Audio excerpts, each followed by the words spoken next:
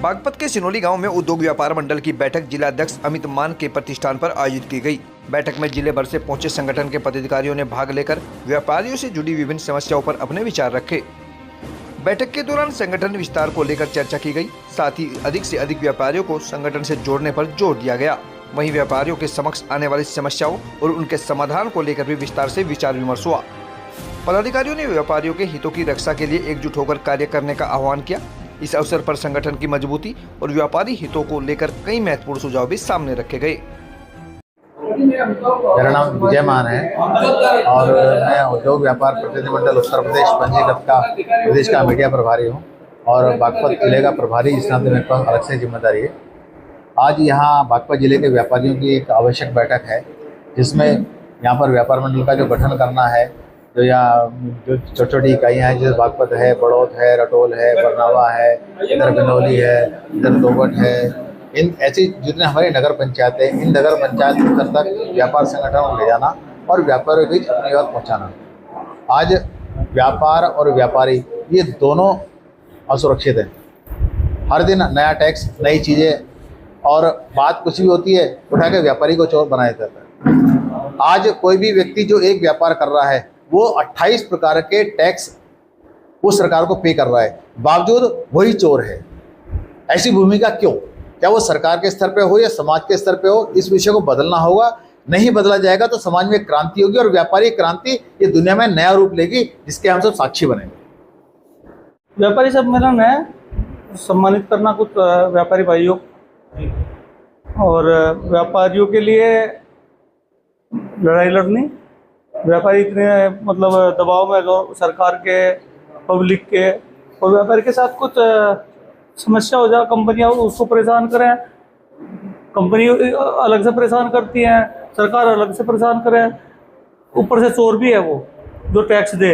तो क्या यहाँ पर व्यापारियों के लिए कोई रणनीति तैयार? हाँ, रणनीति तैयार करेंगे, जो भी संगठन कहेगा उसी हिसाब से चले जाएगा। संगठन के विस्तार की बात आ रही थी, किस तरह से? संगठन के विस्तार की बात यह है कि हम पिछले 1 साल से हम इस संगठन से जुड़े और अभी धीरे धीरे प्रोग्रेस हो रही है। हमारी 1 यूनिट तो होगी सराय में, 1 यूनिट होगी आप रटोल में, 1 यूनिट होगी हमारी दोगट में, 1 यूनिट होगी हमारी तैयार बरनावा में और धीरे धीरे बढ़ा रहे। बैठक के पश्चात पदाधिकारियों ने सीबीएसई 12वीं परीक्षा में 96.2% अंक प्राप्त कर जनपद में स्थान बनाने वाली होनहार छात्रा कृष्टिमान पुत्री नीटू पहलवान के आवास पर पहुंचकर उन्हें मां सरस्वती की प्रतिमा भेंट कर सम्मानित किया। पदाधिकारियों ने छात्रा के उज्जवल भविष्य की कामना करते हुए अन्य विद्यार्थियों को भी उनसे प्रेरणा लेने का संदेश दिया। For board exams, class 12th result, I got 96% in commerce. That's why I am honored here. I'm feeling very happy about it. तो बेटा, जैसे आपने 96 अंक हासिल किए हैं, तो कितनी मेहनत आपको करनी पड़ी, कैसा फील हुआ, क्या इतनी एक्सपेक्टेशन की थी आपने? Expectations is about 97%, but I got 96. Honestly, it's okay, but I'm not fully satisfied.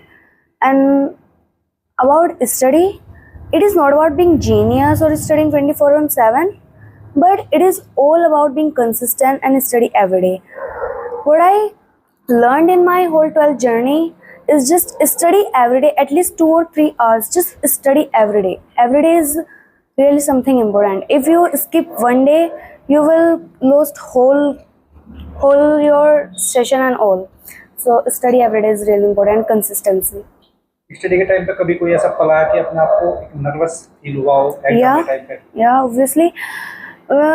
In half yearlies, in school test, when your marks get down, because teachers really set the paper hard than board exams, they prepare us for upper level. So when we got low marks, we get nervous sometime. I also do, but as I prepare regularly, then I get confident about it. क्या बनना चाहते हो? Honestly, I want to do IMA. And I am in Ahmedabad. अच्छा, ये field क्यों चुनना चाहते हो? Because I think I have potential in it. I want to secure more skills. I want to work on my skills and being like go on a global level. So I think IM is best for it.